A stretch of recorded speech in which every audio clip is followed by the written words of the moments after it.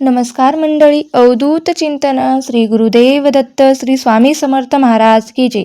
गुरुर ब्रह्मा गुरुर विष्णू गुरुर्देव महेश्वरा गुरुर साक्षात परब्रह्म तस्मै श्री गुरुवे नमः. तुम्हाला गुरुपौर्णिमेच्या हार्दिक शुभेच्छा. बघा, 29 जुलै रोजी बुधवारी म्हणजेच गुरुपौर्णिमा आलेली आहे. आता आपल्याला या दिवशी काय करायचं आहे तर बघा, आईने मुलावरून एक अशी वस्तू ओवाळून टाकायची आहे. त्यामुळे काय होतं तर मुलाचे विघ्न दोष अडचणी संपून जातात आणि त्यांना नोकरी अभ्यासात व्यवसायात हे यश प्राप्त होत असतं. तसं तर आपण सर्वजण स्वामी समर्थ महाराजांनाच गुरु मानत असतो, त्यांची सेवा करत असतो. जर तुमच्याकडे तुम्ही जर स्वामी समर्थ महाराजांना गुरु मानत असेल तर तुम्ही त्यांची सेवा कशी करायची आहे. जर तुमच्याकडे मूर्ती असेल तर मूर्तीवरती छान असे पंचामृताने अभिषेक करून घ्यायचा आहे. शुद्ध पाण्याने अभिषेक करा. फोटो असेल तर पण फोटो व्यवस्थित स्वच्छ पुसून काढा. त्याला अष्टगंध पिवळ्या रंगाची फुलं नैवेद्य अर्पण करायचं आहे आणि धूप दीप अगरबत्ती त्यांच्याबरोबर लावायची आहे. आता त्यांना प्रिय असणाऱ्या वस्तू अर्पण करायच्या आहेत. आता सर्वांनी स्वामींना चाफ्याची फुलं ही अत्यंत प्रिय आहेत, तर तुम्हाला ती भेटली तर तुम्ही आवर्जून ती अर्पण करू शकता. तसेच या दिवशी काही असे प्रभावी सेवा सुद्धा केल्या जातात. या गुरुपौर्णिमेच्या दिवशी आपण काही सेवा केली तर त्याचे सगळे सेवेचे फळ हे आपल्याला दुप्पट पटीने प्राप्त होत असते. तर या दिवशी शक्य असेल तर तुम्ही स्वामी चरित्र सारामृताचं एक पूर्ण पारायण करू शकता. त्यामध्ये 21 अध्याय असतात आणि साधारण 2 ते 2.5 तासामध्ये हे होतं. पण जे रेग्युलर वाचन करतात त्यांना फक्त 1 तासामध्ये हे पारायण होऊ शकतं. या दिवशी श्री स्वामी समर्थ या मंत्राचा तुम्ही 11 माळी जप करू शकता किंवा गुरुचरित्रातील 14वा अध्याय सुद्धा वाचू शकता. तर या काही सेवा आहेत तर ज्या आपल्याला गुरुपौर्णिमेच्या दिवशी करायच्या आहेत. त्याचबरोबर गुरुपौर्णिमा हा अत्यंत प्रभावी असा दिवस आहे आणि अत्यंत शुभ असा दिवस असल्यामुळे या दिवशी आपण मुलींसाठी सुद्धा काही प्रभावी उपाय जे आहेत तर ते केले जातात. कारण या उपायाने आपल्या मुलांची प्रगती होत असते. तसेच आपल्या मुलांची एक काळजी असते का ती सुद्धा एक कमी होत असते. मुलगा असो किंवा मुलगी, प्रत्येक आई वडिलांनी त्यांच्यासाठी हा उपाय केला पाहिजे. बघा, प्रत्येक ठिकाणी क्षेत्रात त्यांना यश मिळावं, त्यांच्यावर जे काही विघ्न आहेत ते दूर व्हावे, जे काही दोष अडचणी आयुष्यात आलेले आहेत त्या सुद्धा दूर व्हावेत, म्हणून त्यांना नोकरीमध्ये अभ्यासामध्ये किंवा व्यवसायामध्ये भरभरून यश मिळावं. त्यांच्या कुंडलीतले जे काही दोष गुरुदोष आहे ते सुद्धा त्या दोषाचं निवारण व्हावं किंवा येणारे जे सर्व दोष संकट त्यांच्यापासून सुद्धा दूर व्हावे. त्यांच्या मनामध्ये जो काही हट्टीपणा आहे, तो काही चिडचिडापणा आहे तो दूर व्हावा. काही मुलं असतात आपल्या घरामध्ये जी लहान असतात पण खूप चिडचिड करतात, हट्टीपणा करतात किंवा काही मुलं ऐकतच नाहीत, शिक्षण घेत असतात पण शिक्षणामध्ये सुद्धा त्यांना अभ्यासामध्ये त्यांचं मन लागत नाही, काही केलं त्यांचं मन लागत नाही. कालांतरापूर्वी खूप हुशार होता पण अचानक त्यांच्यामध्ये काहीतरी तुम्हाला बदल झालेला जाणवत आहे. त्याचं मन अभ्यासामध्ये लागत नाही किंवा मुलं जो काही अभ्यास करत आहे ते त्यांच्या लक्षात राहत नाहीत किंवा मुलांना वाईट गोष्टीची सवय लागत आहे. तर अशा गोष्टी होतात. जर तुमच्या मुलांच्या कुंडलीमध्ये काही दोष निर्माण झालेले आहेत तर त्यांना नजरबाधा वगैरे झालेली असेल तर असंही होऊ शकतं. नजर लागली असेल तर मुलांना हा त्रास सुद्धा होत असतो. आता नजरबाधा किंवा नजर दोष ही फक्त बाहेरच्याच व्यक्तींची लागते का असं नाही, तर ती आपल्या घरातील आई वडिलांची सुद्धा नजर आपल्या मुलांना पटकन लागत असते. त्यामुळेच आपल्याला या गुरुपौर्णिमेच्या दिवशी आपल्या मुलांवरून काही वस्तू आहेत त्या ओवाळून टाकायच्या. त्या वस्तू ओवाळून टाकल्याने मुलांचे विघ्न दोष अडचणी दूर होऊन अभ्यासात नोकरीत व्यवसायात खूप यश मिळतं, भरभराट होते, प्रत्येक क्षेत्रामध्ये प्रगती होते. अशी कोणती वस्तू ओवाळून टाकायची आहे तर जेणेकरून हा उपाय करायचा आहे. तर बघा, गुरुपौर्णिमेचा प्रारंभ हा 28 जुलैला सायंकाळी 6:18 सुरू होणार आहे आणि 29 जुलैला रात्री 8:05 संपणार आहे. तर उदय तिथीनुसार 29 जुलैला म्हणजेच बुधवारी ही गुरुपौर्णिमा साजरी केली जाणार आहे. याच दिवशी आपल्याला हे व्रत करायचं आहे. गुरुपौर्णिमेला व्रत केलं जातं म्हणून सर्व स्त्रियांनी पुरुषांनी हे उपवास करायचा आहे. कारण गुरुपौर्णिमेच्या व्रताचं सुद्धा तेवढंच मोठं धार्मिक महत्त्व आहे. या दिवशी आई वडिलांनी सुद्धा व्रत करू शकतात. कुंडलीतील सर्व दोष दूर होतात, म्हणून हे व्रत करायचे आहेत. आता जो काही उपाय मी तुम्हाला सांगणार आहे तर तो उपाय गुरुपौर्णिमेच्या दिवशी म्हणजेच बुधवारी करायचा आहे. दुपारी 12 वाजण्याच्या अगोदर तुम्हाला हा जो उपाय आहे तो करायचा आहे. हा उपाय करण्याचा जास्तीत जास्त प्रयत्न करायचा आहे.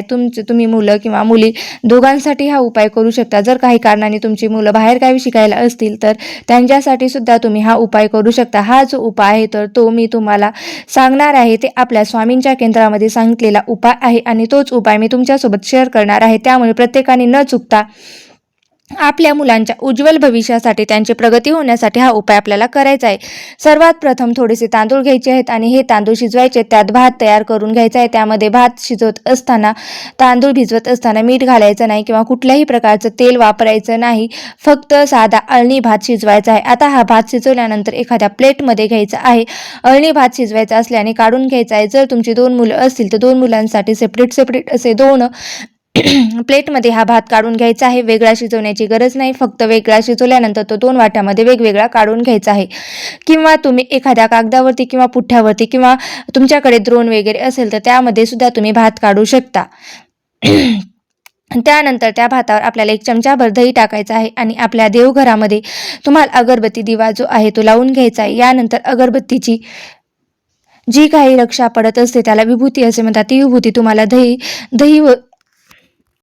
दहीवरून अगदी चिमूटभर टाकायचे आहेत आणि जी आपण स्वयंपाकघरामध्ये काळी मिरी वापरतो ना, ती सुद्धा आपल्याला काळी मिरी 2 काळी मिरी त्यासोबतच ठेवायची आहेत आणि जी लाल मिरची असते ना ती सुद्धा तुम्हाला घ्यायची आहे. अख्खी लाल मिरची देठासहित तुम्हाला त्या भातावरून खोचून घ्यायच्या आहेत. 2 मुलं असतील तर त्यांच्यासाठी 2 वाट्या सेपरेट करायच्या आहेत. त्या अशा प्रकारे तयार करायच्या आहेत. वाटीमध्ये भात घ्यायचा आहे, त्यावरून थोडंसं दही टाकायचं आहे. त्यानंतर तुम्हाला अगरबत्तीची रक्षा वगैरे टाकायची आहे. 2 काळी मिरी, 2-3 मिरच्या वगैरे त्यावरती तुम्हाला ठेवायच्या आहेत. तर लाल मिरची तर खोचून घ्यायचीच आहे. त्यानंतर आपल्याला देवघरासमोर मुलांना बसून एखाद्या पाटावर किंवा आसनावरती बसवायचं आहे. डायरेक्ट जमिनीवरती बसू नका. बसवल्यानंतर मुलांचा चेहरा पूर्वेकडे आणि तुमचा चेहरा पश्चिमेकडे होईल अशा पद्धतीने तुम्हाला बसायचं आहे. चुकून सुद्धा मुलांचं तोंड हे दक्षिण दिशेला करायचं नाही. त्यानंतर काय करायचं आहे तर जी आपण भाताची वाटी तयार केलेली आहे ना, ती भाताची वाटी त्या मुलांवरून डोक्यावरून खाली पायाकडे ओवाळून घ्यायची आहे आणि 7 वेळा तुम्हाला हे असं करायचं आहे. ही भाताची वाटी ओवाळून घ्यायची आहे. ओवाळत असताना तुम्हाला म्हणायचं आहे, माझ्या मुलांना जी कोणाची नजर लागलेली असेल त्यांची आल्याची, गेल्याची, बाहेरच्याची, घरच्याची, दारच्याची अशी कोणाची नजर लागलेली आहे तर ती निघून जाऊ दे असं तुम्हाला बोलायचं आहे. त्यानंतर मुलांची प्रत्येक क्षेत्रामध्ये प्रगती होऊ दे, त्यांच्यावर असणाऱ्या सर्व संकट अडचणी निवारण होऊ दे असं मनामध्ये एक सकारात्मक भाव ठेवायचा आहे. आणि त्यानंतर आपल्याला हा उपाय करत असताना आपल्याला कोणाशी बोलायचं नाही. भात जो आहे ना तो उतरून घ्यायचा आहे, घराच्या बाहेर नेऊन जायचं आहे आणि एखाद्या छोट्या झाडाखाली तो तुम्हाला पेपरवरती टाकून द्यायचा आहे. जिथे म्हणजे कुठे पक्षी वगैरे खातील अशा ठिकाणी तुम्हाला हा भात टाकायचा आहे, टाकून यायचं आहे. यानंतर घरी यायचं आहे. आपली स्वच्छ हातपाय धुवून घ्यायची आहे. जी काही नित्यकामे आहेत ती सर्व करून घ्यायची आहेत, उरकून घ्यायची आहेत. अशा पद्धतीने हा छोटासा उपाय प्रत्येक आईने आपल्या मुलांसाठी करायचा आहे, आवर्जून करायचा आहे. जर तुमची मुलं बाहेरगावी शिकायला असतील तर मुलांचा फोटो असेल तर किंवा मोबाईलवरती व्हिडिओ कॉल करूनही तुम्ही अशा प्रकारे उतारा करू शकता. हा उतारा तुम्हाला करायचा आहे. तुम्ही पौर्णिमेपासून पुढल्या प्रत्येक पौर्णिमेला तरी हा उपाय केला तरीही चालतं आणि गुरुपौर्णिमेच्या दिवशी सुद्धा केलं तरीही चालतं. बघा, अमावस्या, पौर्णिमा या 2 अशा तिथी आहेत. या दिवशी आपण मुलांचे हे नजरदोष, नजरबाधा दूर करण्यासाठी जे काही उपाय करत असतो ना ते खूप फलदायी ठरत असतात. हा उपाय केल्याने मुलांना जी काही नजरबाधा झालेली आहे किंवा जो काही नजरदोष लागलेला आहे तो पूर्णपणे नष्ट होतो किंवा त्या त्रासातून मुलांची सुटका होते आणि त्याची प्रत्येक क्षेत्रामध्ये प्रगती होते. अशा पद्धतीने तुम्ही तुमच्या मुलांसाठी आणि मुलींसाठी हा उपाय जो आहे तर तो करू शकता. अगदी लहान मुलापासून ते मोठ्यांपर्यंत तुम्ही हा उपाय करू शकता. अगदी लहान मुलापासून ते मोठ्यापर्यंत जे वयोवृद्ध आहेत त्यांच्यासाठी सुद्धा तुम्ही हा उपाय करायचा आहे. बघा, तुमची मुलं कितीही मोठी झाली असली तरीही त्यांच्यासाठी तुम्ही हा उपाय करू शकता.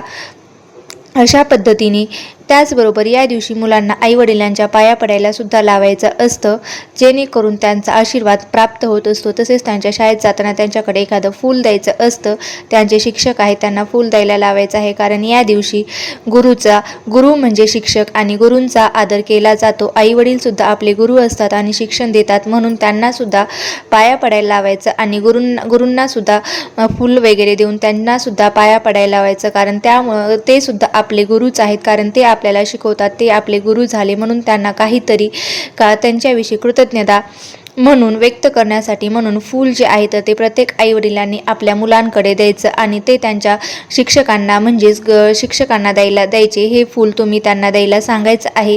त्यांच्या पायासुद्धा पडायला सांगायचे आहे, कारण हा जो दिवस आहे तो गुरुपौर्णिमेचा आहे, म्हणजे गुरूंचा आशीर्वाद प्राप्त करून घेण्याचा दिवस आहे.